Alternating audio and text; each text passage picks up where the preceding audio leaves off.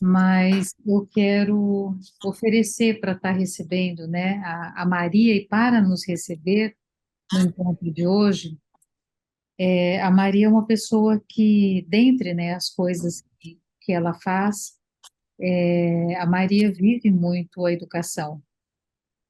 E aí eu quero oferecer, Maria, para você e para a gente, um pequeno relato, um trecho de um relato do Ailton Krenak. E ele diz assim: algumas escolas indígenas, com muitas dificuldades na tentativa de reconfigurar o aparelho escolar, tentam ficar o mais próximo possível daquilo que estou argumentando, buscando preparar cada um no contexto da sua comunidade para agir ali. Essas escolas não são plataformas de lançamentos de meninos, mas lugares para eles estarem. Nós, que persistimos em uma experiência coletiva, não educamos crianças para que elas sejam campeãs em alguma coisa, mas para serem companheiras umas das outras. Não almejamos, por exemplo, que virem chefes. A gente não treina chefes. A base da educação é feita em fricção com o cotidiano. A eventual liderança de uma criança será resultado da experiência diária de colaboração com os outros, não de concorrência. Aquele menino que fui nunca deixa de estar próximo para conversar, para distrair, aprontar alguma novidade. Ele passa o balaio na beira do rio, sabendo que ali pode ter uma cobra, mas não deixa de passar. Isso é coragem. A fricção com a vida proporciona um campo de subjetividade que prepara a pessoa para qualquer tarefa. Em vez de formar alguém para ser alguma coisa, deveríamos antes pensar na possibilidade de proporcionar experiências que formem pessoas capazes de realizar tudo o que for necessário na vida, sem medo de ter cobra dentro d'água ou de levar um coice, porque tudo isso é integrado. São experiências fundamentais para se perceber como sujeito coletivo, para aprender que não estamos sozinhos no mundo. Sejamos bem-vindos. Maria, com você. Auere, eu peço licença, acho que vieram aqui de mim, principalmente minha mãe, que foi uma mulher que preservou todo o nosso conhecimento. E eu queria oferecer um canto para a gente começar. Eu acho que esse tema foi bem legal, o olhar do Chapire, porque eu acho que é uma dificuldade muito grande, sabe, do mundo nosso aí, moderno, ocidental, colonial, compreender o Shakespeare. Então, tem várias formas de a gente compreender o Shakespeare, né? Para nós que crescemos nisso, é uma experiência. Então, eu sinto que a gente pode ter uma experiência do Shakespeare, né, hoje. Então, o fumo, que legal. Giselda resgatando seu cachê. E a gente pode ter uma experiência, né? Então, eu vou oferecer um canto, né? O fumo é uma comunicação com o Chapire. Na nossa cultura a gente chama de encantados, cada cultura chama de um nome, mas a questão é a mesma. E vou fazer um rezo, um canto, que também evoca o Chapire.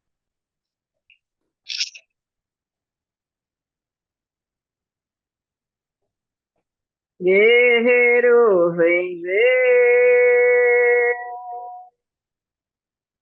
Guerreiro, vem cá.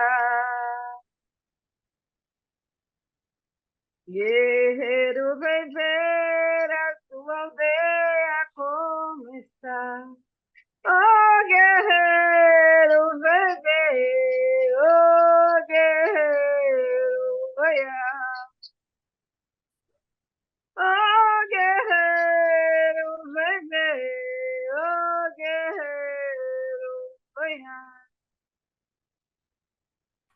Guerreiro, vem ver. Guerreiro, vem cá. Guerreiro, vem ver a sua aldeia como está. Oh, guerreiro, vem ver. Oh, guerreiro, vem. Oh, guerreiro, vem ver. Oh, guerreiro, vem. Auê, Tupã.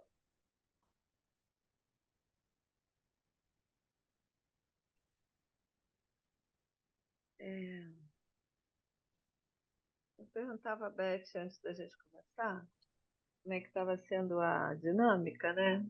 E ela falou que cada um que vem fazer a intermediação cria uma dinâmica. Eu acho que,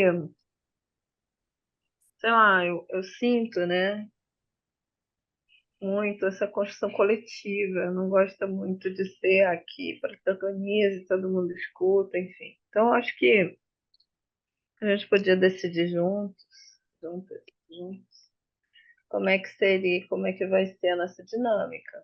A gente tem aí um capítulo, eu acho um capítulo bem importante no sentido da compreensão. Ele não é longo, né? Ele é curtinho, assim, em termos de palavras, fala, mas ele é bem profundo, então eu queria saber se vocês leram, se tem algum trecho que vocês querem, que chamam mais atenção, né?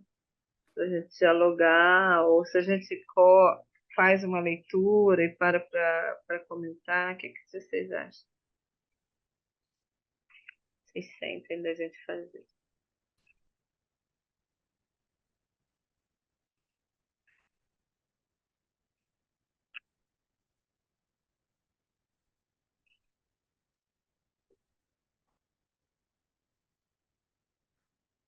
Maria, É, eu li, mas eu li já um outro movimento. Eu estou meio achando que eu estou entendendo. Eu gostaria de reler, sabe? Bora, Se a gente vai decidir aqui. tá. eu também acho que seria legal a gente ler, e aí, se alguma coisa ficasse, aí a gente parava, comentava. Isso. Eu Pode ser acho que assim para todo mundo, o que elas falaram representa todo mundo? Então, bora lá. Quem quer começar a ler? eu posso começar. Então, bora. Quando eu era bem pequeno, Para, posso te pedir só o seguinte, mas começa com o tema, né? Do Ah, tá, capítulo. Pode ser? claro.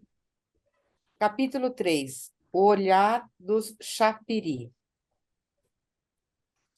Quando eu era bem pequeno, meu pensamento ainda estava no esquecimento. Entretanto, costumava ver em sonho seres assustadores que chamamos de Yatei.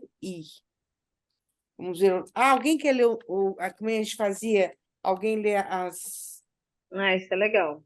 né? Alguém quer ler como é que chama isso daqui? Na página 616, número 1. O termo IAPI designa entidades invisíveis, pelo menos aos olhos da gente comum, estranhas e ameaçadoras, bem como seres e objetos visíveis, porém desconhecidos, não nomeados ou incomestíveis. O conjunto dos IAPP-EP inclui, entre outros, os fantasmas, PORRE-P, os seres maléficos da floresta, Ni-Ia-P, os espíritos xamânicos, o Chá-Pi-Iri-P, opõe-se a Yanomaiê, T-P, os humanos, e os Iapro-P, os animais comestíveis. Caça, os animais domésticos, que são chamados Iimapê. Por isso, era comum me ouvirem falar e chorar durante a noite. Vivíamos, então, em Maracana, uma antiga casa no rio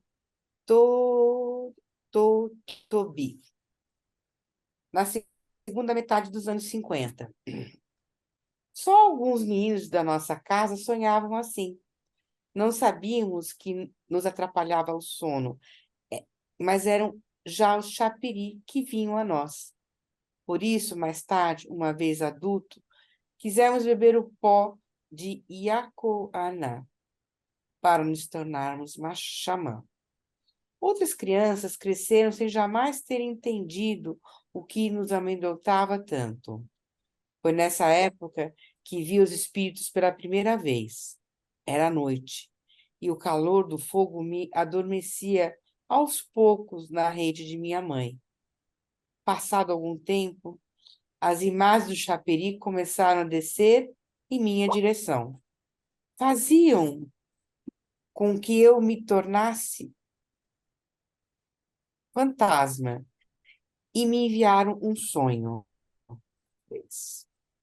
O sonho, Mari, é considerado um estado de ausência temporária da imagem corpórea, essência vital, UTP, que se destaca do invólucro corporal, psique, para ir para longe.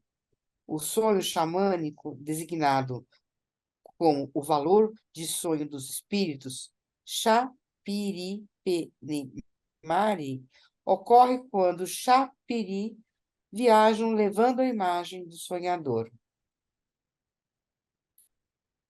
Um caminho de luz se estendia então diante de meus olhos. Os seres desconhecidos vinham ao meu encontro. Pareciam surgir de longe, mas eu conseguia enxergá-los. Pareciam humanos minúsculos, com cabelos cobertos de penugem branca e uma faixa de rabo de macaco negro amarrada ao redor da testa. Aproximavam-se bem devagar, mergulhados numa luz ofuscante, agitando folhas de palmeira rocô, amarelas, com enfeites de caudais de arara vermelha e uma profusão de buquês de penas paixipi, brilhantes e coloridas. Os braços, cobertos de urucum, lançavam gritos ensurdecedores, como um grupo de convidados chegando a uma festa rearru. Eram muitos, e fixavam seus olhos sobre mim. Era bonito, mas assustador, pois eu jamais tinha visto espíritos até então. Quando eles, por fim, se aproximavam de mim, meu ventre caía de medo. Eu não entendia o que estava acontecendo comigo. Começava a chorar e gritar, chamando minha mãe. Depois acordava em sobressalto e ouvia sua voz doce dizendo: não chore, você não vai mais sonhar, não tenha medo. Agora durma sem chorar, acalme-se. Muito mais tarde, já Samã, compreendi que os seres inquietantes que tinha visto em meus sonhos eram espíritos de verdade. Então pensei, eram chapiris, mesmo que vinham a mim. Porque não respondi a eles antes? Marta, Oi. Maria, qual que a gente vai interrompendo para a gente conversar, ou a gente lê mais um pouco, porque tem uns subitens, né? Como é que a gente pode fazer? Só para. Eu tinha sentido de parar ali antes de quando eles por fim e tal, porque tem muita coisa aqui, né, nesse primeiro trecho, mas não sei, vamos entendendo nós aqui, né? Eu estava conversando com Beth toda essa questão do capítulo, né? Acho que a gente pode ter uma experiência mesmo, né? Na leitura do capítulo, sem necessariamente ter uma proficiência de ter que terminar ele e tal. Acho que a experiência ao longo é muito mais importante do que o resultado de ter que acabar um conteúdo, né? Então, eu sinto assim, não sei vocês, Eu acho que a gente devia degustando, sabe? Porque aqui tem muita coisa, né? Que tal a gente parar nesse então e conversar um pouquinho sobre isso, né? Você? Para mim fica uma imagem bem forte, é isso dos chapiris levarem a imagem, que esse é o trabalho dos chapiris. O sonho está acontecendo quando ele leva a imagem do sonhador, é isso? É uma lenda deles, né? Uma crença deles, assim, né? Uma cosmopercepção bem específica, né? Dos Yanomamis. Agora, eu acho que uma coisa que me chama muita atenção, né? É essa coisa do início do Que texto, é a né? história do Quando eu era bem pequeno, né? Eu acho que e é muito bonito aqui quando ele fala assim que como é que é? Meu pensamento ainda estava no Estava no esquecimento. esquecimento, Hum. né? Tipo assim, ainda não estava cheio de coisa na cabeça, tava livre, né? Livre, nesse estado de liberdade ele sentia a força, né, dos espíritos. Eu acho isso muito lindo, assim. Não sei se Beth tem mais conexão com os Yanomamis, né? A gente tem outras lendas, né? De repente, se quiser comentar, mas é, acho bem bonito isso aqui. Que aí, aos poucos, ele vai tendo acesso a esse mundo, né? Acesso a esse mundo bem, bem natural na cultura, né? Que é para gente também bem natural. Eu passei por esse processo de criança, né? Para mim era natural, para a nossa família também. Então, a gente vai crescendo sem distância, né? É como se não tivesse divisão mesmo, fosse, né, o fato dos espíritos estarem entre nós, então, os não humanos, os invisíveis, né? O texto que Tex traz no início da nosso encontro de hoje, é bem isso, né? Os não humanos e os invisíveis para nós é normal, tá tudo junto mesmo. Eu acho que ele traz muito isso, né? De como começa bem cedo, né? Nessa aproximação. Se você quiser comentar alguma coisa, Beth, você está imersa aí, né?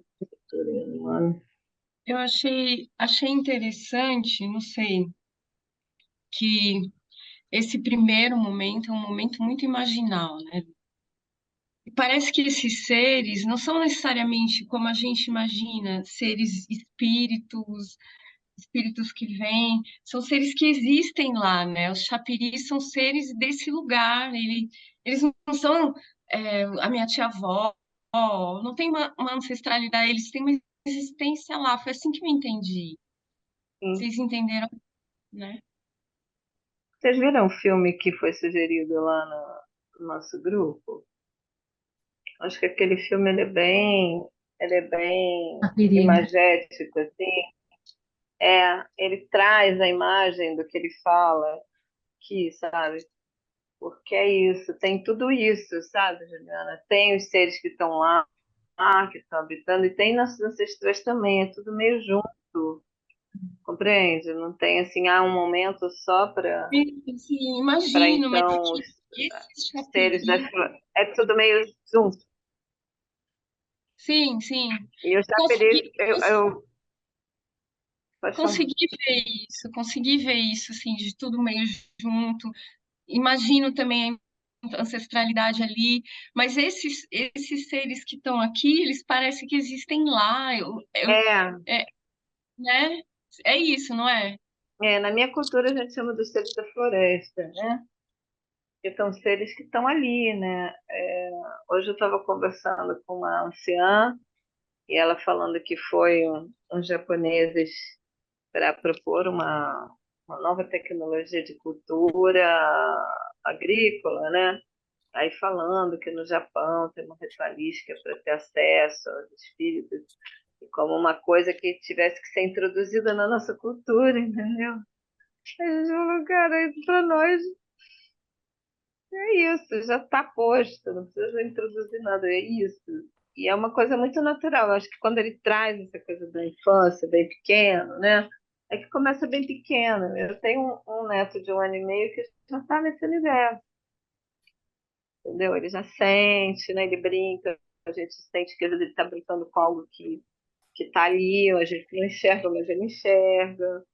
Ele tem 1 ano e meio, né? Eu sinto que é bem natural mesmo, assim, e tem essa coisa do território, né? Como a Juliana estava falando, o território ele tem uma força, né? É ancestral mesmo, o território sempre esteve ali, né? Tem essa coisa mesmo dos seres que estão ali. Nosso território é cheio de lendas incríveis, assim, tem uma... Eu não quero tomar muito tempo, mas eu queria contar porque é legal. Tem um lugar que, por exemplo, vários navegantes dizem que à noite é um território, é uma aldeia cheia de casa e tal, e de dia é um monte de cajueiro. Entendeu? É um lugar sagrado que os encantos aparecem só à noite. Então, esse é o universo, acho que ele vem descrevendo aqui. Não sei se alguém mais quer comentar. Não, eu quero, lá no grupo, eu não me lembro agora quem, desculpa, eu não me lembro quem foi, mas que até deu uma organizada nas páginas que eu fui colocando, né, mais soltas, mas tem uma referência, né, desse descolamento, né, do corpo, numa narrativa Paeté Suruí, que eu acho que é bem bacana, né, porque eu acho que vai meio montando um mosaico, né, vai sentindo, vai entrando, né, dentro, e tem uma narrativa também, que é um conto, é uma crônica, que eu achei muito bacana a maneira, que a maneira como a Betty colocou, apresentou a Betty Midley, porque ela coloca, eu acho que ela brinca, entre aspas, né, com algo que eu acho que fica um pouco, talvez mais palatável, assim, no primeiro momento, para quem não tem tanta proximidade, de entender como é que ela fez, né, que ela escreveu um livro de crônicas recentemente, e aí ela começa esse livro dizendo que as pessoas sempre fazem uma pergunta para ela, né? O que aconteceu, o que mudou depois que ela teve, né, enfim, toda a inserção e todo o envolvimento de uma vida, né, com algumas etnias. E aí, então, ela faz, ela narra isso exatamente, ela vai fazendo um recorte, né, quando a gente vai ficando atenta, com essa, do descolamento. Ela fala do que aconteceu com ela, que a cabeça se descola do corpo, então ela escolhe uma narrativa, ela vai fazendo, dentro dessa narrativa, ela vai colocando desprendimento, claro, do meu ponto de vista, dessa racionalidade que durante a noite ela vai para algum lugar, ela circula, e que depois e tem um problema com o marido que está ali, porque o marido não acredita que ela circula por outros lugares, então o corpo fica ali na cama, a cabeça vai, e ela coloca, depois acho que quem não leu e se puder dar uma lida, porque ela é bem bacana, que ela fala, olha, é exatamente isso que acontece, né, quando a gente se permite mergulhar e se aprofundar em outras cosmovisões, né? Então, foi até por isso que eu coloquei aqueles textos lá, porque eu acho que ajuda um pouco a pensar, né? A gente, pelo menos, acho que se aproximar a partir também de vários referenciais. Mas eu fico pensando, né, Maria, que esse comecinho, né, do capítulo, que é super bonito, o quanto, né, talvez ele nos ajude ou nos provoque a pensar a uma boa parte das patologias com as quais nós nos deparamos, né? Me parece que à medida em que nós vamos buscando e provocando processos de adequação, de adaptação, nós queremos que as crianças possam se adaptar, que elas possam atender a expectativas. É nesse texto do Ailton ele, um pouquinho mais adiante, né, ele fala assim, olha, a gente não trabalha, né, com campeões, porque para alguém ganhar, alguém tem que perder. A gente Uhum. tem, né, em algumas culturas, os jogos de futebol, eles não terminam, eles terminam quando tem empate, É isso. Eu né? ia falar isso. Porque a felicidade está no empate, ela não está na vitória. Ela não está quando eu me sobreponho a alguém. Eu não preciso vencer, né? Eu não preciso ganhar, mas eu preciso me relacionar com aquelas pessoas para poder ter um pouco, né, um pouco mais de envolvimento. Então, quantas pessoas que às vezes eu acho que eu tenho essa vivência no meu trabalho, né, na psicologia e na vida, com amigos, com amigas, com pessoas que estão fazendo, né, a retomada com indígenas jovens e que dentro das escolas que relatam esse encontro, né, com as entidades, seria com os chapiris, com os encantados, que não sabem o que fazer com isso ainda, não sabem como lidar, que vai para dentro, leva isso para um espaço escolar, e esses adolescentes são encaminhados para o psiquiatra, né? Então, onde ou como nós podemos também, eu acho que pensar, acho que isso é uma coisa para a gente, né? De como é que a gente lida com uma presença espiritual, como a gente joga isso ou deixa isso ir para um espaço de adoecimento, né? E pode falar, Maria.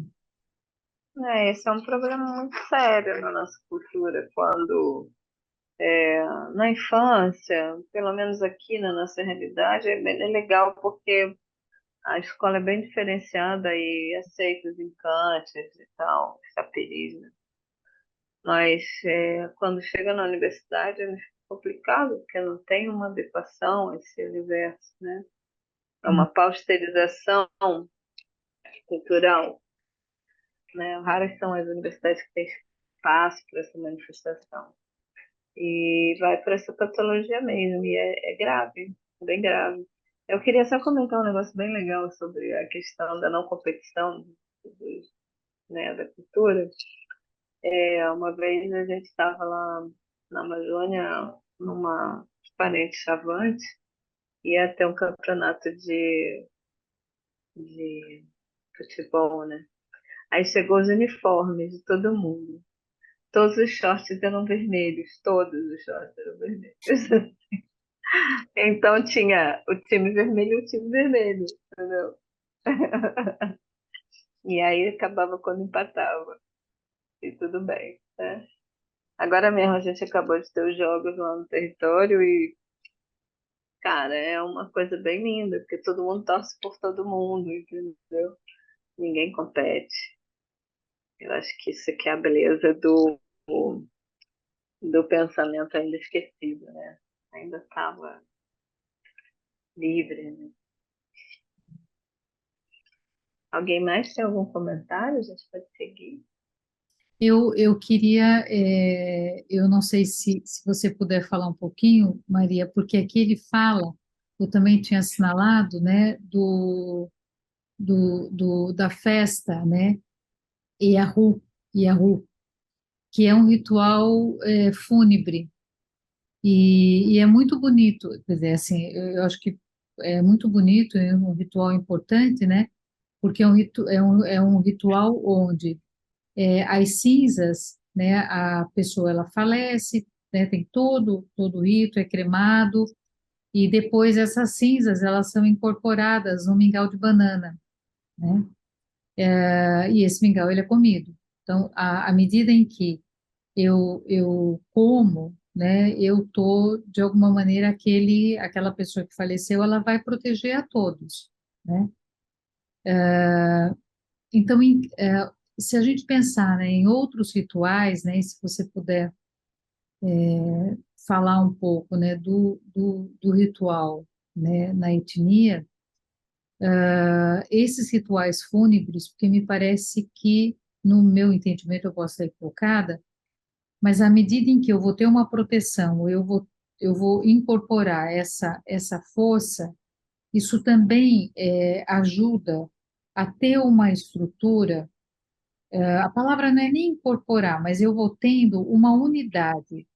Eu tenho algo que se une e que torna mais forte. Então, eu não preciso ter receio dos encantados, do chapiri, eu não preciso ter receio daquilo que eu não conheço ou daquilo que eu não tenho aparentemente um controle. Mas eu fico mais livre, porque eu estou mais forte para me relacionar. Eu achei muito bonito, né, quando ele narra, ele traz essa festa, né? E aí eu não sei, né, como é que os Tupinambá, né, no ritual fúnebre, como é que acontece? Não sei se você puder falar um pouquinho, eu queria conhecer. Nós perdemos muito disso, sabe, Beth? A gente é um povo que tem uma retomada cultural étnica desde 2000, né? A gente teve um pagamento histórico muito forte por conta da invasão, né? Foram os primeiros povos de contato. Então, são duas coisas assim antagônicas, que eu vou dizer agora. Então, os rituais fúnebres, eles são rituais, a maioria das vezes, católicos, né? Eles têm esse sincretismo muito forte na cultura. Mas o mais interessante é que, ao mesmo tempo, né, os encantados é uma coisa mega normal, entende? Assim, o ritual em si, ele se perdeu. Né? A gente tem uma coisa bem normal, assim. Depende muito da etnia, tô falando só da Tupinambá, né? Porque é beira, é orla, né? Algumas coisas para mata, mas é tudo muito próximo à cultura branca. E mais os encantes. Então, digamos, a pessoa, né, se encanta, aí tem aquele ritual meio assim, igual a todo mundo, mas no ritual mesmo, no ritual nosso de toda semana, a gente convive com os encantados de uma forma muito natural. Então, aconteceram as duas coisas conosco. O apagamento do nosso ritual originário, né? E, ao mesmo tempo, a preservação dos encantados. Então, é bem isso que a gente vive. Uhum. Obrigada, Com as Maria. forças que a Luciana falou, todas as forças, né, da natureza e tal, de todas essas forças e mais os encantados. Nossa. Legal, obrigada. Alguém mais? Vamos ler? Quer, Marvi, quer continuar? Ou alguém? Você estava Eu, embalada aí? Eu Maria, posso continuar, se alguém quiser continuar. Tá eu bom. queria, Maria, daria para a gente falar um pouquinho desse estado de fantasma? Eu não sei, Beth, se quando você estava se referindo a Betty, que você falou que no sono, né, tinha um desdobramento, né, uma separação. Será, é isto, né, que ele coloca aqui como sendo esse estado de fantasma no sonho? Como é que você pode falar um pouquinho mais disso, Maria? Como é que é para vocês? O que Tipo assim, a gostaria gente de acredita ouvir. que quando a gente dorme, a gente se desloca, né? Para outros mundos. Tipo, o corpo fica no estado de relaxamento e a gente chama que a gente vai trabalhar. Acontece muito de gente me encontrar em vários lugares e de sonhar comigo, de eu estar falando coisas e tal. No início eu achava estranho, né? Quando eu era pequena, eu falava, que saco, né? Podia estar dormindo, sair voando. Mas aí minha mãe veio trazendo, né? Essa coisa da gente se desloca mesmo, né? E a gente vai ter contato com outras pessoas que também estão deslocadas. São encontros, né? Isso para nós é bem simples. Que a gente não a gente encara o corpo como um caroço de uma manga, né? O corpo é o caroço, a manga, a parte da polpa que tem gosto e sabor, é o espírito. né? Então a gente é mais espírito do que corpo. A gente é como se fosse é, o corpo. Ele não é o espírito que está no corpo. É o corpo que está no espírito. E aí nós, né? O caroço da essa manga é bem legal porque ela fala um pouco da membrana, né? A casca seria essa membrana que nos dá individualidade até espiritual, né? A polpa seria o espírito, o caroço o corpo e dentro uma semente, que é dali que brota a vida, né? Então, as sementes são as nossas ações, as nossas palavras, a nossa conduta de vida, né? O que que a gente está semeando, né? Mas o grosso mesmo, bacana, é o espírito. Então, ele se desloca com toda a liberdade do mundo. Total, às vezes até acordado mesmo, né? Acho que todo mundo tem essa experiência, a gente só não põe nome depois, né? Quando você sonha com alguém, ou ainda você fala, nossa, parece que eu já vivi isso. Já viveu mesmo, entendeu? Chama de déjà vu, né? Essas coisas. É, já viveu mesmo, a gente se deslocou, né? E viveu, e vive, né? Se afeta. E isso é espiritual, né? Quando a gente é criança, chama algumas coisas de fantasma, né? Depois a gente vai se acostumando e a coisa vai entrando num lugar de intimidade. Eu tinha uma velhinha que eu conversava toda noite. Meus pais iam assistir televisão e eu conversar com a velhinha, né? E eu achava que ela era da nossa família mesmo, assim. Demorou muito tempo para eu descobrir que ela não era, entendeu? Assim, que não era. Que ela não era o caroço, né? Muito Que ela era a tempo. manga. Ela era a manga, entendeu? A polpa. A polpa. Meio Adorei, isso. que imagem linda essa, hein, para a gente pensar no espírito que envolve o corpo, né? É isso. Nossa, obrigada. Muito legal. Obrigada. Eu fiquei aqui sentindo, né, que parece que esse estado, né, o estado do sono e o mundo dos sonhos é um lugar que a gente pode fazer esses encontros mais íntimos, né? Os É, chapiris, né, tem esse lugar ali que fica como até uma perseguição aí, né? Eu achei porque interessante essa é também. a visão da criança, entende? Você vê que ele vai descrevendo enquanto ele era pequeno, as primeiras experiências dele com essa questão, né? Agora, uma coisa que eu queria falar muito importante, né? Nosso cérebro, ele não é digital. Nosso cérebro é analógico. É, não, O nosso cérebro ele precisa da experiência. Então, o quanto mais você tiver na vida concreta e real, vivendo as coisas reais, né? É, enfim, pisando na terra, mais você vai ter acesso a esse mundo. E não precisa dormir para isso, Uhum. sabe? Então, a questão da telepatia, a gente aqui tem uma questão que a gente agencia com muita gente, né? Então, a gente desenvolve a telepatia para quando a gente não puder falar, a gente poder se comunicar, porque nem tudo a gente pode falar em todo lugar para todo mundo. Então, essas são ferramentas ancestrais que todo mundo tem, entende? Aí a gente vai ficando nos quadradinhos, né? Vai reduzindo e vai se desgastando e vai se cansando, né? Aí isso tudo vai se perdendo, né? Isso é uma coisa para a gente refletir. O estado natural vai se perdendo, né? É, a gente tem que ficar atento. É natural, mas também é praticado, né, Maria? Total, não, é total. Eu acho que, tipo assim, eu fico olhando a nossa realidade, a realidade do Copenhague, né? Copenhague vive, tudo bem que hoje eles já estão entre mundos, mas vendo, por exemplo, a gente teve aqui no território uns parentes que vieram visitar a gente. É, faz 2 anos que eles saíram da floresta para andar por aí, entende? Então, o praticado, ele é a vida normal, entendeu? Entende? Assim, não é uma coisa que eu vou fazer para então desenvolver. Não, a vida normal, né? Vai trazendo. Então, tipo, Tinha muito silêncio na nossa comunicação, entendeu? Porque tinha presença, né? Entende? Tinha uma quietude, uma calma, né?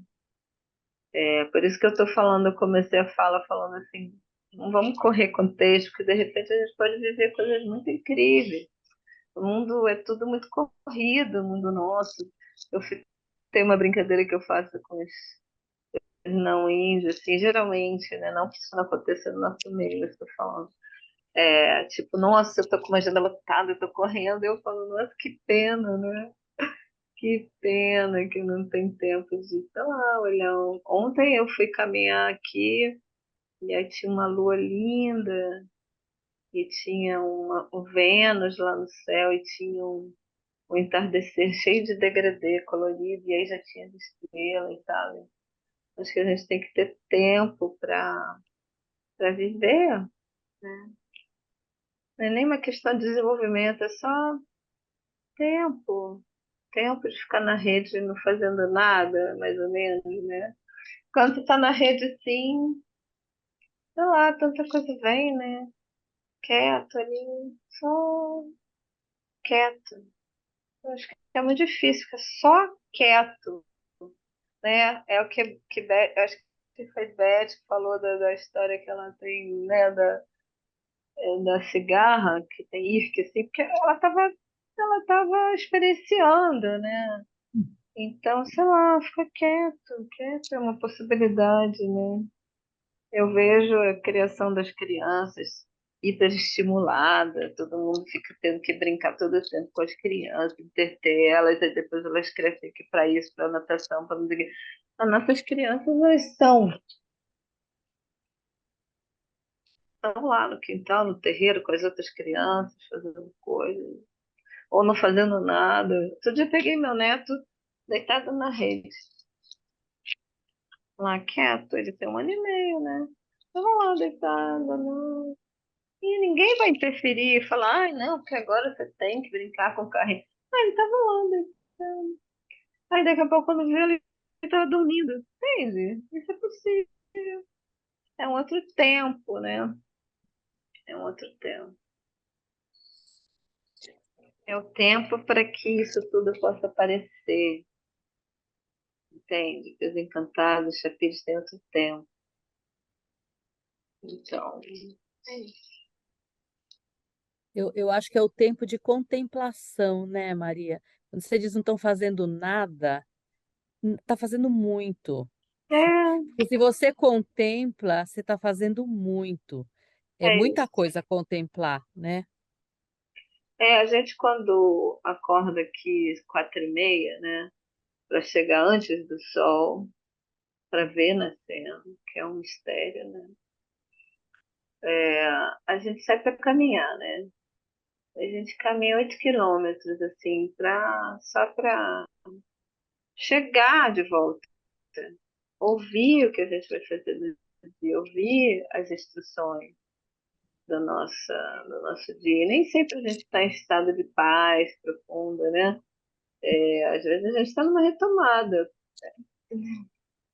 E mesmo na retomada, a gente tem, principalmente, né? A gente tem que ouvir o Shapiro nos instruindo, como os Yanomami, né? Eles passam em guerra há muitos anos, né? Então, se não tivesse instruções, já teria sido dizimados, todos nós. Mas para ter instrução tem que estar vazio, né? Para estar vazio tem que estar vivo, né?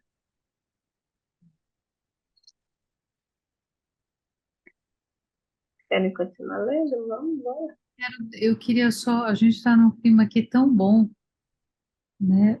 Mas eu só queria voltar um pouquinho nessa, né, de quando o espírito, né, o nosso espírito sai, enfim, ele vai se conectar, né, com outras pessoas, né, ele vai se envolver, né? Eu acho que tanto, meu entendimento, não sei se é o teu, Maria, se é o do grupo, mas assim, ele pode ir para o que a gente chama, né, de presente, ele pode ir para adiante, mas ele pode também voltar aqui no tempo. dizer, é possível, né, que a gente tenha vivências, o que a gente chamaria, sei lá, de uma memória adquirida, mas que a gente possa ter vivência com outras pessoas, significativas, né, na história, ou no que a gente está fazendo, ou está vivendo, ou está pensando, e aí você, né, que depois, quando retorna, você tem muitas vezes a convicção, né, de que você, de fato, você não tem nenhuma dúvida, né, que você se relacionou e conviveu com aquela pessoa, né, porque você, de fato, conviveu, né, então eu acho que essa coisa da temporalidade também, ela é bem plástica, né, porque a gente não tem, a gente tem uma temporalidade horizontal, e não uma temporalidade vertical, que é a temporalidade, né, do relógio, de Cronos, que é a temporalidade da mercadoria, né, que é a temporalidade de não, né, de não perder tempo, né, porque a gente tem que produzir, né. Então, acho que tem uma Eu outra... queria. Não, pode falar. Ah, eu terminei. Eu queria falar do tempo, pode? Porque quando fala de um tempo linear que é para trás e é para frente, a gente está no meio, isso não faz muito sentido para nós, entende? Hoje a física quântica já prova um pouco disso, né? A gente acredita num tempo espiral, em que todas as vivências estão espiraladas, entendeu? Então a gente percorre na espiral e convive com pessoas que talvez, sei lá, cronologicamente estariam lá no século retrasado, entende? Mas como se todos os dias, a gente comenta aqui, conversa aqui, como se fossem discos girando no nosso campo vibracional, né? E eles estão em paralelo, né? Que chama de vida paralela. A gente acredita nesse tempo espiral que seria o tempo Ion, né? Que a ciência ocidental chama de Ion, seria o tempo das coisas, né? O tempo espiral. Então, para a gente não tem muito essa coisa passado, presente, futuro, mas tem tudo agora Hum, junto, acontecendo, numa espiral. E aí, essas viagens, esses passeios são muito tranquilos, né? Porque tá tudo aqui, né? hum. E posso fazer acordada essa viagem, né? Esse passeio, essa coisa. Essa, esse descolar da mente racional, porque ela é macaquinha, né? Vocês que lidam aí com psicologia devem saber que a mente ela é persistente, né? Ela fica ali, pam, pam, pam. E é isso, né? Nós que estamos hoje vivendo nesse contexto, não dá para ter um purismo de que então a gente está acima, não estamos nada de acima, a gente tem internet, a gente tem compromisso, a gente tem pô, a gente agora está muito empenhado nas escritas, né, de deixar nossos relatos por nós mesmos. A gente tem uma vida moderna, né? Eu não estou isolada, não, né? Eu não sou um povo em isolamento. Então não dá para desconsiderar que um monte de coisa aconteceu, mas em detrimento disso, a gente traz um pertencimento, né? Eu tenho uma parenta muito querida, que é a Márcia Moura, e Márcia fala assim que cada vez que a gente reafirma nosso bem viver, a gente se torna mais quem a gente é, né? Então, eu me torno mais tupinambá quando eu realmente vivo no meu pertencimento, sem purismo, entende? Sem essa coisa idealizada do mundo indígena. Mas realmente, todos nós, uma, como é que eu vou explicar? Não é uma coisa exclusiva nossa. Todo ser tem essa possibilidade. A diferença é que a gente não rompeu a linha, sabe? Nos mataram, nos assassinaram, né? E tudo mais, apagaram o nosso pertencimento linguístico, blá, blá, blá. Mas o fio condutor, principalmente dessa espiritualidade, não foi rompido, né? E esse é o nosso ativismo, que realmente continue para que as próximas gerações continuem com essa questão, com todo esse pertencimento.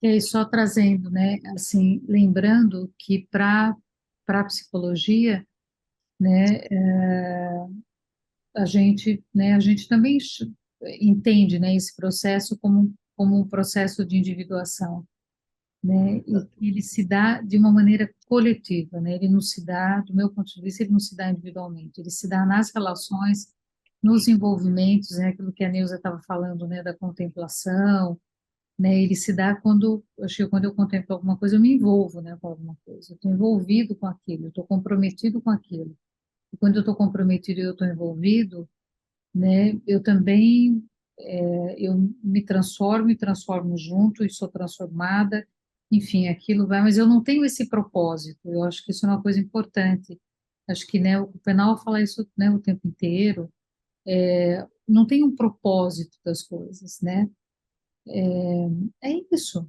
então não tenho assim, Elas mas só são, né? Elas só são. é uma situação. Simples assim. Agora, uma coisa que você colocou que eu acho bem importante para a gente olhar, né? O sistema capital, o capitalismo, ele investe no individualismo. É um projeto, o individualismo, a solidão. Eu acho que a grande construção é isso que a gente está fazendo aqui, né? A gente está numa comunidade, né? Afetando, sendo afetado, né?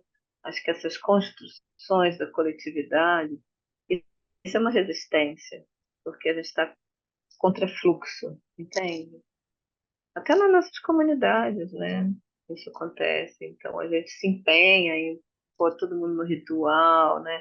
A gente está atravessado por um monte de influências hoje na nossa comunidade, estão trazendo jovens para estar unido, para estar no movimento, para estar viajando junto, para estar. Isso é uma resistência. A vida coletiva, nossa, está ameaçada pelo capital, né? Mas a gente está olhando para isso, né? Eu acho que a gente deve olhar para isso. Nossa coletividade está ameaçada pelo capital. A saída é Interessante. junto, né? Tem saída individual.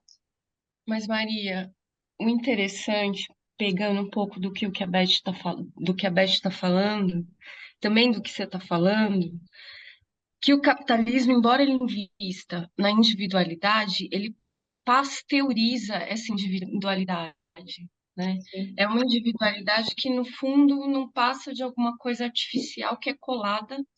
E quando a gente fala de individuação, a gente está falando de singularidade, que só Sim. pode ser vivida no coletivo, senão ela não se dá. Ela se dá na relação com o outro. Eu sou singular porque eu estou em contato com o diferente. Diferente é legal, né? Mas coisa que o capitalismo cada vez mais desrespeita a singularidade, né? Então, o individualismo ele é oposto à singularidade, porque austeriza a vida, né? Tem que ser todo mundo igual, porque fica mais fácil de manobrar. As diferenças, elas só se dão também no ambiente de afeto, né? Entende? No sentido de um afetar o outro, e todo mundo ser afetado no afeto, entende? Então, sei lá, se tem uma coisa diferente. Eu fui criada no contexto, eu fui criada fora da aldeia, mas no sistema indígena, né? E minha mãe falava assim, meu pai falava, ó, o que a gente faz aqui, o que a gente vive aqui, não pode ser falado lá fora, porque ele sabia o risco que a gente sofria, tá entendendo? Porque a gente era fora da pasteurização, era fora do negócio. E eu me sentia muito sem lugar, eu falava, gente, sabe umas coisas que não faziam sentido? A competição, por exemplo, nunca fez sentido, sabe? Porque a gente era irmanado ali, um colaborando com o outro, ajudando o outro. Então, eu acho que o processo de individuação numa sociedade competitiva é bem complexo, né? Porque eu não posso ser seu amigo, eu não posso torcer por você, porque eu tenho que ganhar de você. É uma construção bem do início, né? E que nem Beth falou, o tempo inteiro Copenau fala dessa amálgama, né? Desse coletivo. E eu vejo, né, a forma que eles vivem, né? É diferente da gente já, sabe? A gente tem lá a nossa, né, tudo é resolvido coletivamente, a gente tem nossas lideranças e tal, mas eles vivem bem mais que nós, porque estão menos atravessados, né? É isso.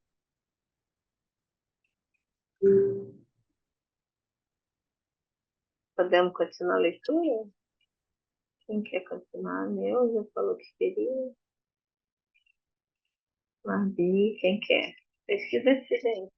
Autogestão. Grupo Quer que eu de autogestão. posso continuar um pouco? Quer? Quer? Eu leio as notas, tá, Neuza? Pode Tá ser? bom. Pode. A gente parou naquele tempo, é isso?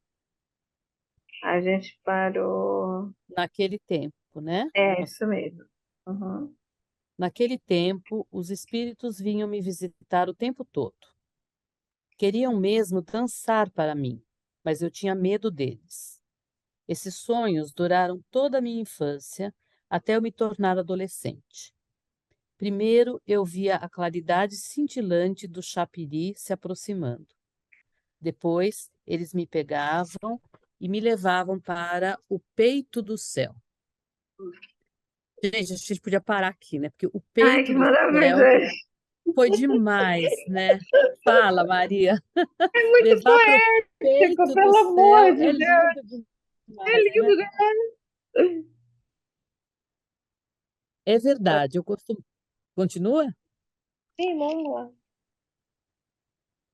É verdade. Eu costumava sobrevoar a floresta em meus sonhos. Meus braços se transformavam em asas, como as de uma grande arara vermelha. Eu podia então contemplar o topo das árvores abaixo de mim, como de um avião. Mas, às vezes, de repente, começava a despencar no vazio e entrava em pânico. Então meu sonho era interrompido e eu acordava aos prantos. Não era à toa que eu sonhava que voava com tanta frequência. Os chapiri não paravam de carregar minha imagem para as alturas do céu com eles. É o que acontece quando eles observam com afeto uma criança adormecida para que se torne um xamã. Dizem a si mesmos: mais tarde, quando ela crescer, dançaremos ao seu lado. E continuam prestando atenção. Assim, não param de fazê-la sonhar e de assustá-la. Por isso, ela vira fantasma quando dorme. Uhum. Não, não está doente, mas se agita na rede, chorando e gritando. Nossa, chorando e gritando, a ponto de alguns adultos da casa ficarem irritados por serem acordados pela choradeira. Mas não é manha. Só as crianças que veem o chapiri em sonho gritam durante a noite. Não fosse por isso, dormiriam sossegadas como as outras crianças. Vamos dar uma paradinha aqui, Bom, que eu acho uma coisa relevante a gente perceber que realmente isso não acontece com todo mundo desde criança, né? Não é para geral, para todo mundo. Algumas pessoas são escolhidas ou vêm com essa coisa mais desenvolvida. Enfim, isso acontece desde cedo, né? Para criança, assim, é muito desafiador, porque não tem um intelecto que compreende, né? Só sente, né? Depois vai encaixando uma compreensão, né? Então é isso, né? Os sonhos são diferentes, o jeito é diferente, tudo é diferente. Quando alguém é. Porque a gente estava conversando outro dia lá no território, né, com o meu cacique, a gente falando das lideranças e tal. Assim, não se forma um pajé, não se forma um cacique. Um líder nasce líder e um xamã nasce um xamã, entendeu? Ele só vai amadurecendo. Então, você vê que aqui ele vem falando da experiência desde muito pequeno. E ele vai crescendo com essa experiência, tendo medo das coisas, que depois vão naturalizando, porque não sai da vida, não desconecta, não adianta. Né? Mesmo aqueles seres que na juventude falam, a gente tem uma pajé, ela recebeu a, a, o cargo, né, da mãe que faleceu e ela não quer ser pajé. Mas ela já é, entendeu? Então, o que que acontece com ela? Fica brigando com ela mesma lá, se debatendo, e a gente fica só olhando, tipo, o dia que ela aceitar, a vida dela vai ser mais tranquila. Ela passa por todos os processos espirituais sem usufruir da beleza, sofrendo, entendeu? Então tá, deixa ela lá, né? Ela é nova, quando chegar a hora dela amadurecer, ela vai, né? Então isso já vem, né, com a pessoa. Isso é bem interessante. Ele coloca aqui bastante. Então a criança que traz isso, ela já é que está destinada a ser um xamã, ela já vem. Então, ela vai aprimorando, né? Tchau, Mara. Bom ter você aqui. Até a próxima. Obrigada pela sua presença. Seu tempo. E Maria, acho que você está falando da importância do grupo acolher essas diferenças, né? Dessas É, crianças, a né? gente tem vivido uma coisa, Neuza, bem. Eu tô falando da minha realidade, né, gente?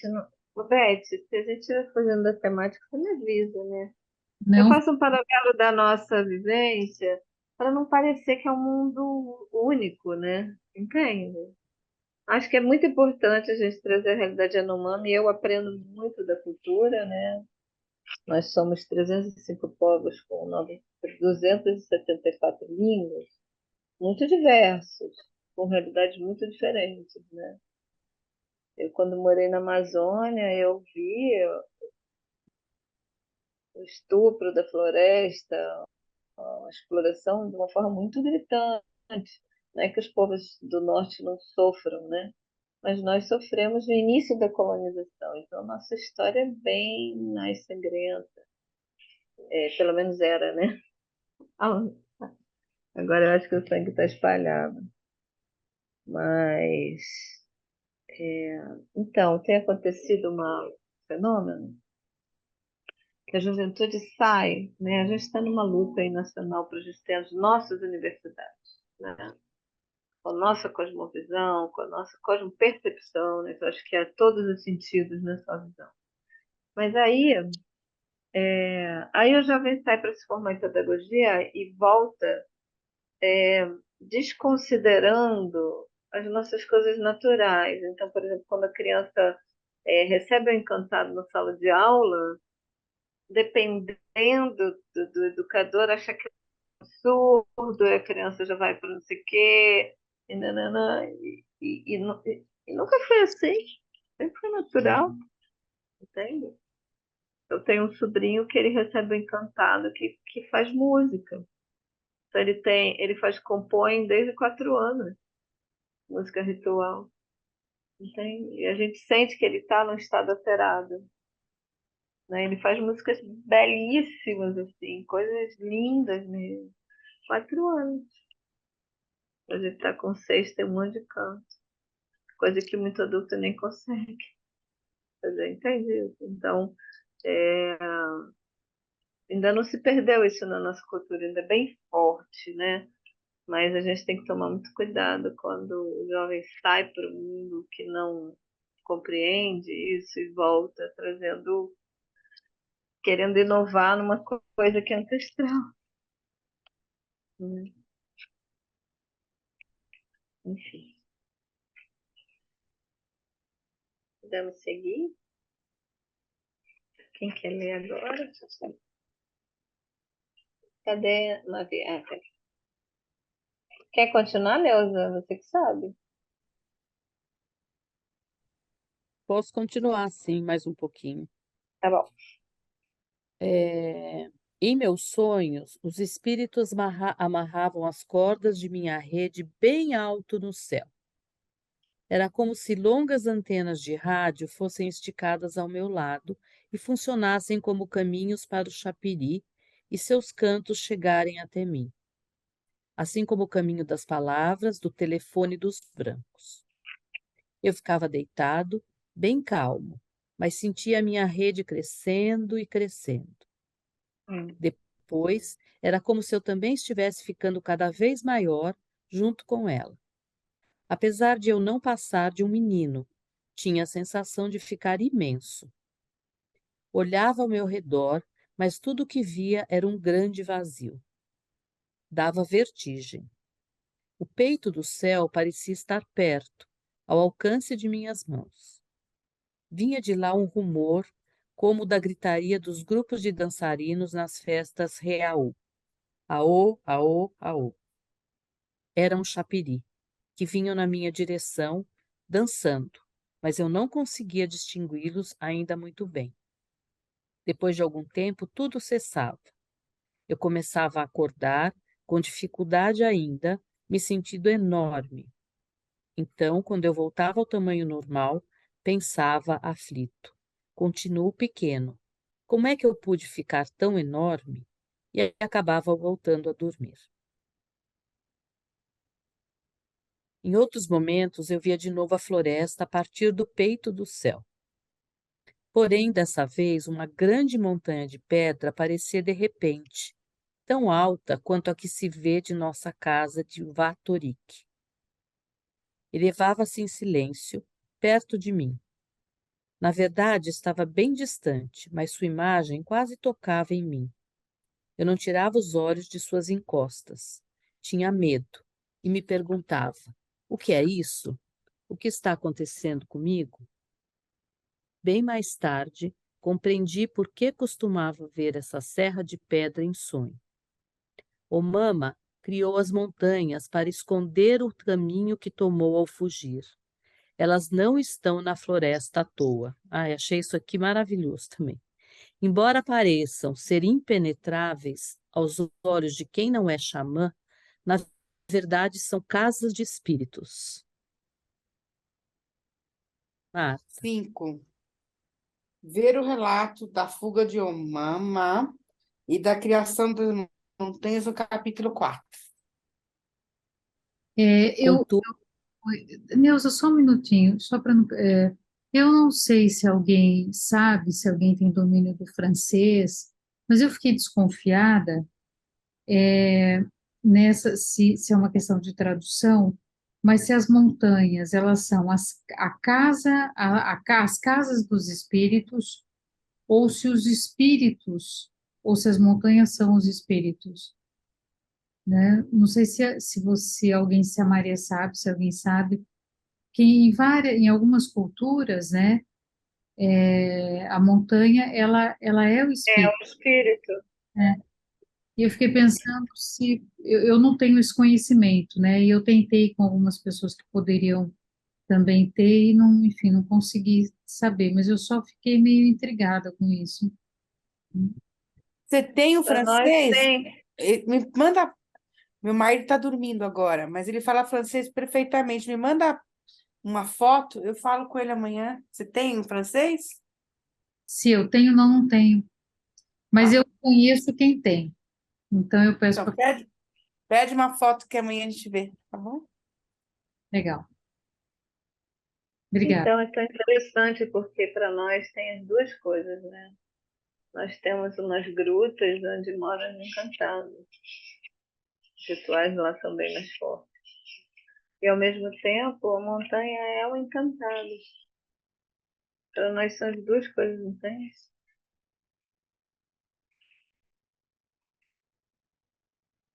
E uma coisa não anula a outra, né? Não, não, porque tem o ser montanha, né? E a casa dos espíritos dentro dela.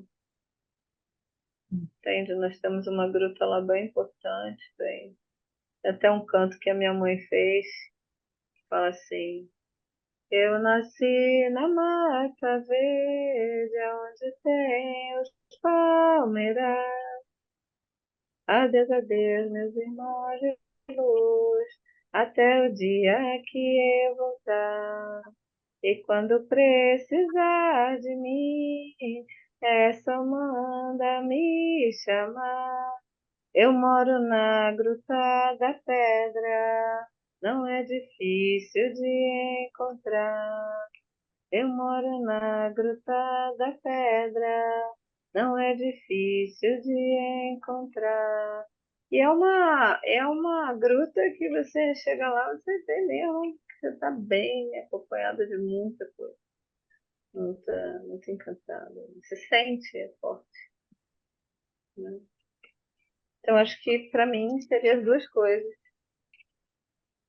na Mas, realidade. Beth, eu acho que no próximo capítulo ele volta a se referir às montanhas como a casa dos chapires. Então, eu acho Pode que ser. nesse caso, né, Como a casa mesmo, né, Gisela? uma casa. Bacana. Contudo, naquele tempo eu era bem pequeno e não sabia nada a esse respeito. Não sabia ainda quem são os chapiri, nem mesmo sabia de verdade que existiam. Também costumava sonhar que animais me atacavam na floresta. Agora começam os animais, né? O primeiro que me lembro de ter visto foi uma grande anta. Parecia muito ameaçadora e começou a me perseguir. Eu tive medo de ser pisoteado, por isso subi depressa numa árvore para escapar. Mas ela começou a crescer cada vez mais e por fim me alcançou nas alturas. Agachado num galho, imóvel, eu observava se aproximando, morto de medo.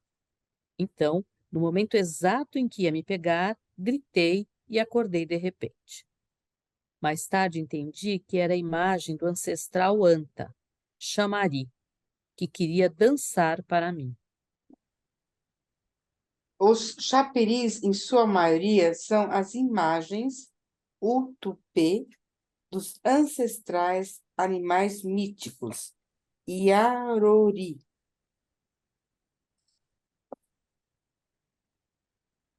Também costumava ser aterrorizado em sonho por uma enorme onça. Ela seguia minhas pegadas na floresta e se acercava cada vez mais. Eu corria o mais rápido possível, mas não conseguia despistá-la.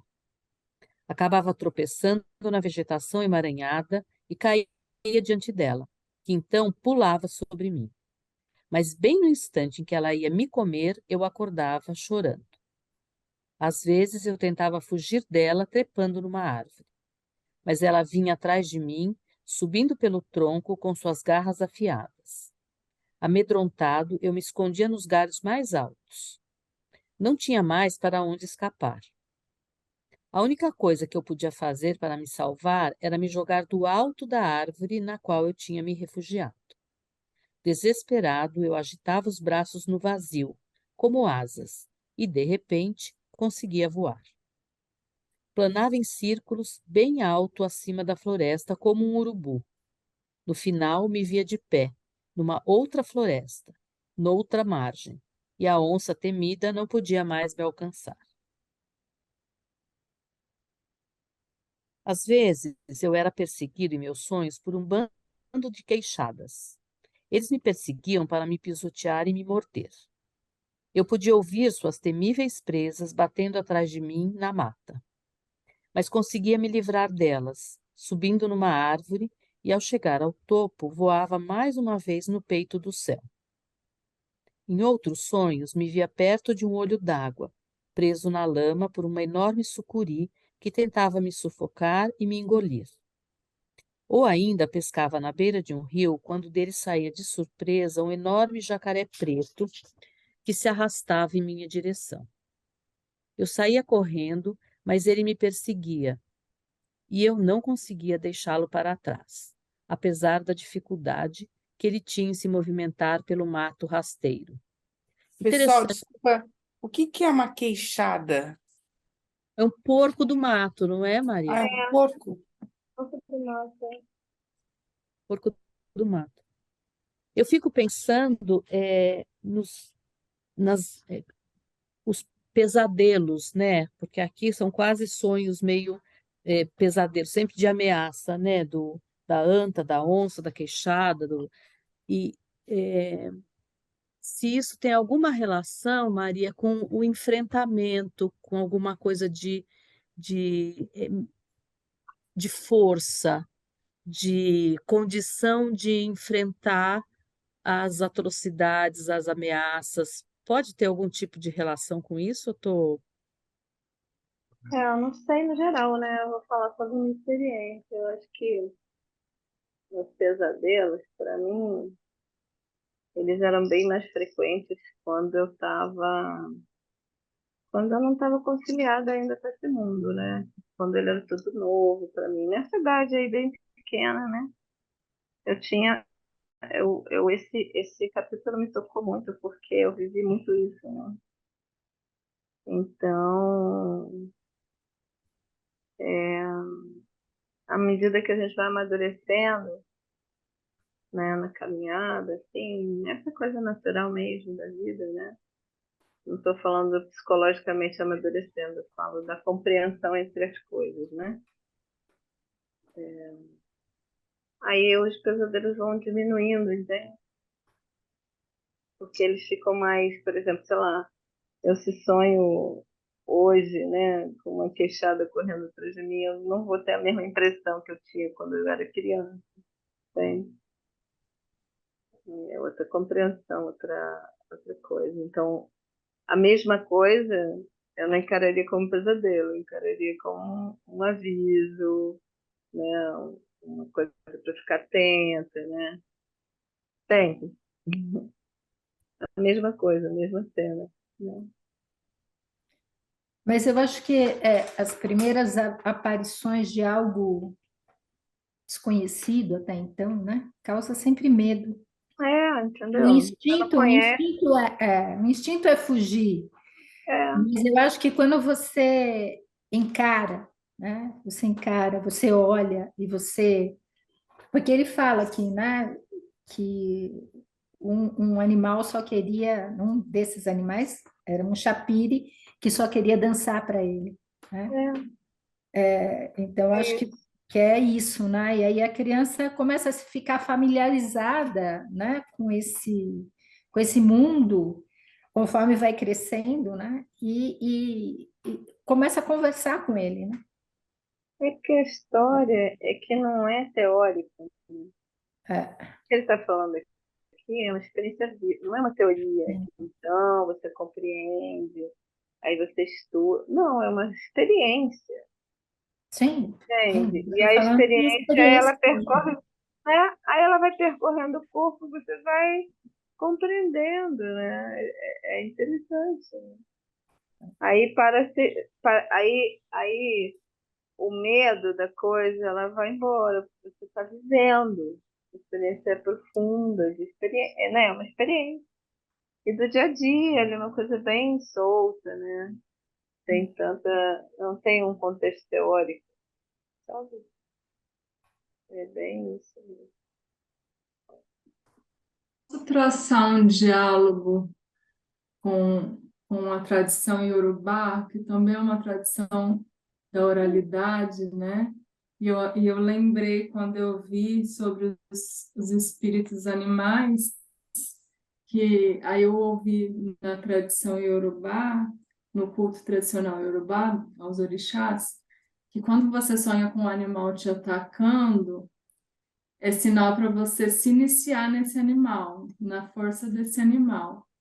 Então, né, você sonha com a onça te atacando e vai fazer uma iniciação ao orixá que é ligado à onça. Então, você recebe a força desse animal. Então, é como se fosse um chamado, assim, o sonho com o animal te atacando é um chamado para iniciar na força desse animal. E aí, quando eu vi aqui, eu fiz essa ligação. Eu sinto que na nossa diversidade, né?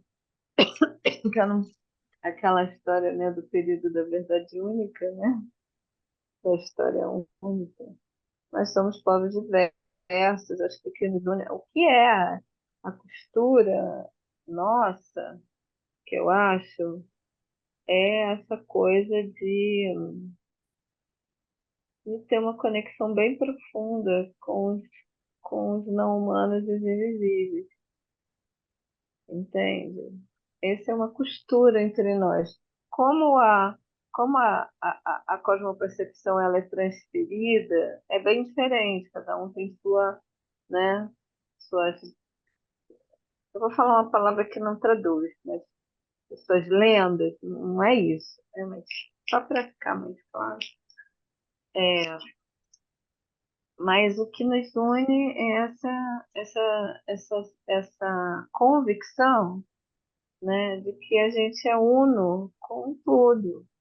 Por exemplo, no Tupi não existe a palavra natureza, porque a gente não está separado, vai falar de uma coisa que não está fora, que é a gente, entendeu? Quando você fala natureza, parece uma coisa lá fora, né? Não existe essa palavra.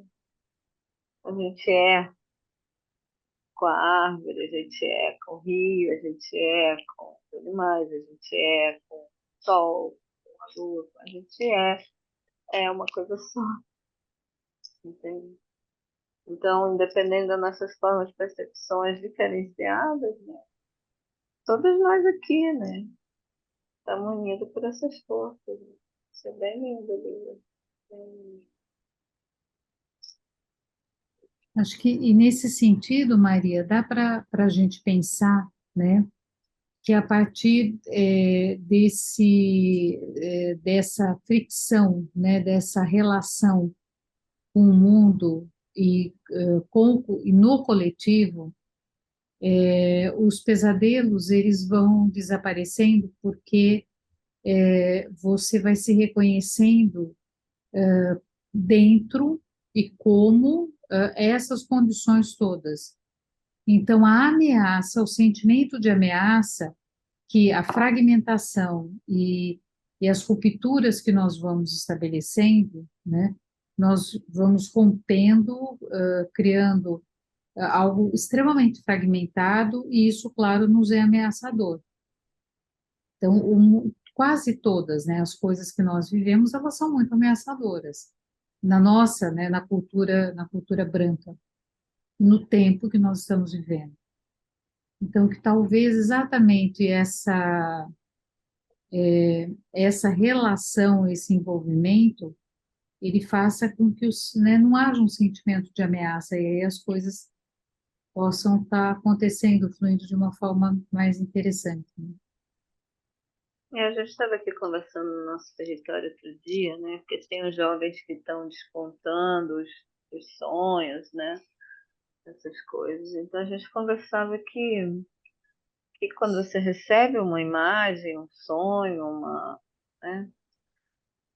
tem, tem esse tempo, né? Que é a espiral entre o que você está vendo e o que acontece, entendeu? Então, toda vez que você está imerso num sonho, é, ele traz alguma coisa para você que não necessariamente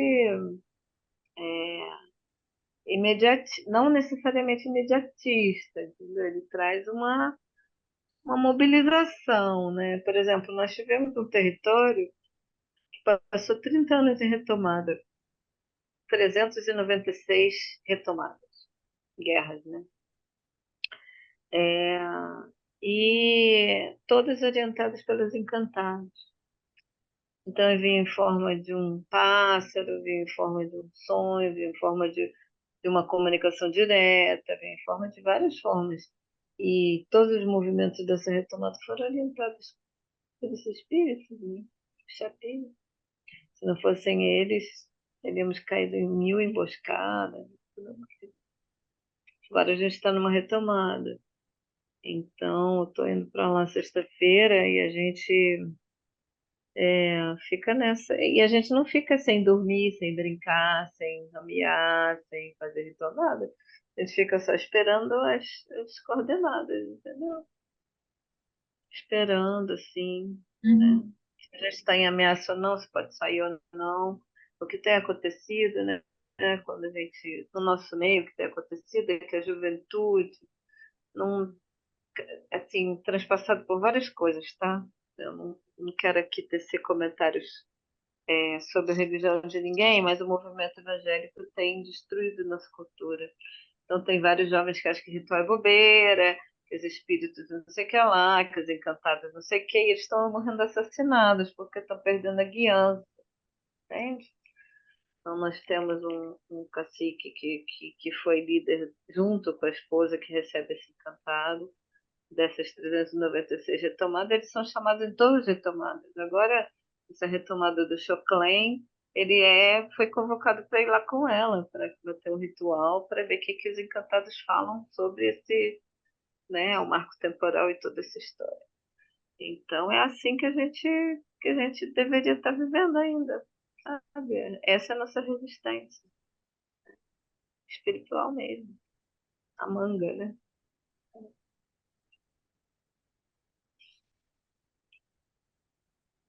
Pessoal, 9h30 aqui, 10h30 em outros lugares, né? Para vocês. É. Chegando a hora da gente, né, ir para casa, ir para o soninho, ir para a cama, né? Ou Ah, olhar a lua, né? Ou olhar as estrelas, enfim. Sonhar, tá na hora da gente sonhar. sonhar, se encontrar em algum lugar. Alguém quer falar alguma coisa, né? Antes da Maria fechar com um canto para gente, né? Queria agradecer, eu acho que Agradecer. foi assim, uma viagem, você assim nos guiou muito delicadamente, assim, teve uma paciência, né, para ir mostrando para a gente algumas coisas que às vezes estão ainda equivocadas, né? Eu sinto muito equívoco no meu olhar ainda, sabe? Muita coisa que eu distorço. Mas você tem uma qualidade assim de nos proporcionar isso, algumas imagens, sabe, novas aí para a gente sair dessas chapadas. Assim. Gratidão. Eu acho que eu, quando me apresento nos lugares, eu me apresento como costureira, que é a minha principal profissão, costureira de mundos, porque a gente só tem um planeta, né, gente? Tem uma única casa para todos nós, independente de qual, para onde a gente está olhando, né? A gente está pisando no mesmo chão, né? Companheiro é aquele que pisa no mesmo chão. Então somos todos companheiros, companheiras, né? Nessa jornada única. Então a gente tem que estar junto. Não tem separação, entende? É uma ilusão, né? E momentos como esse nos unem. Eu estou muito grata por estar aqui. Eu sei que vocês não estão sozinhos, né? Estão acompanhadas por suas ancestralidades. E eu acho que nós todas aqui nos comunicamos nessa noite. Estou bem grata. Obrigada. Você me emociona, viu, Maria? Obrigada, viu? Você também, né? Você me emociona. Todas vocês, né? Que olha o horário, né? A gente podia, sei lá, fazer tanta coisa. Estamos aqui emergindo em outros mundos, né? Isso é muito especial. Eu gostaria, eu falo para a Beth, né? Eu gostaria de estar sempre com vocês. Acho que agora eu vou meio ficar uns tempos aí, Beth, porque minha filha está com meu neto que é um pinga-fogo, então não está entendendo quem é o Ekanã Chohan. O garotinho é no grau. Ela falou, mãe, eu não estou acordada nesse horário. Então eu vou fazer parte dela, se você quiser. Né? Se vocês quiserem dos animais. Porque ela falou, mãe. E primeiro que a aldeia lá é muito remota, né? Então a internet, vocês viram, né? Meu genro veio aí. Muito ruim a internet, porque se venta, já não sei o quê, se não sei o quê. É mais distante, entendeu? Para dentro. E eu vou estar no território no próximo encontro, mas onde esse território a internet é um pouquinho melhor nessa aldeia que eu vou estar. Minha mãe é funcionária da FUNAI, aí botaram uma internet melhor, entendeu? Porque aí toda a aldeia vai para lá para pegar a internet. Aí quando for nosso encontro, a gente vai pedir que no horário do encontro ninguém vá, sabe?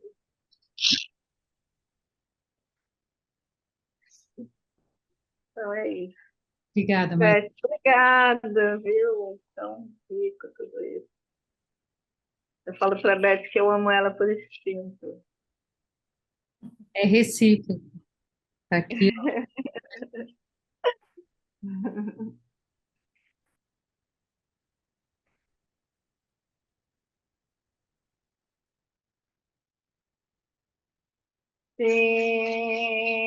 Sindorama, Sindorama,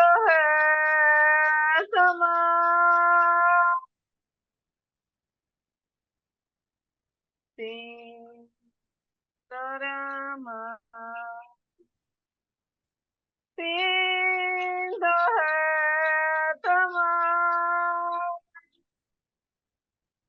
Sindorama,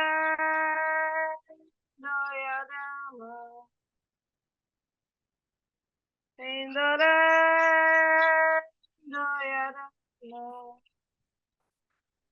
Kohopatasu, Siena Samurita, Kohomashakali, Kohopatasu,